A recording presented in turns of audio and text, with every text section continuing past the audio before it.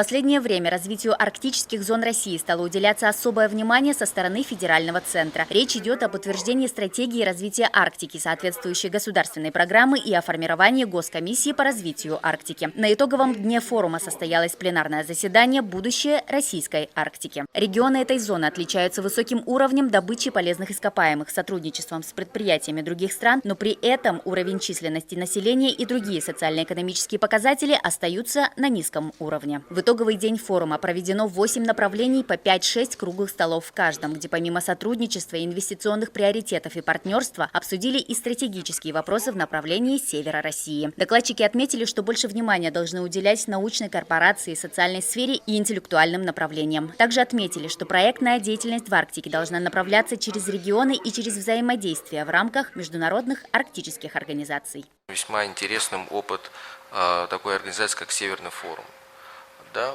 который существует в рамках Арктического совета. Якутия достаточно уже давно и, по нашей оценке, успешно, в общем-то, осуществляет функции секретариата этой организации. Да, в ноябре в Якутске должно состояться очередное заседание, где будут уже приниматься какие-то в этом плане решения. И в завершении стратегического форума стали известны результаты фотоконкурса «Города для людей». Победителей выбирали путем интернет-голосования. Ими стали Омск, Псков и муниципальный округ Юнталово, город Санкт-Петербург. Принять участие мог любой желающий, отправив фото на электронную почту организаторов. Повышение качества жизни горожан и улучшение городской среды – это и есть формула развития городов во всем мире. И на этом завершился 14-й общероссийский стратегический форум «Пространство выбора» и «Выбор пространства». Айсена Бурнашова, Егор Максимов, Лидия Андросова, НВК «Саха», Санкт-Петербург.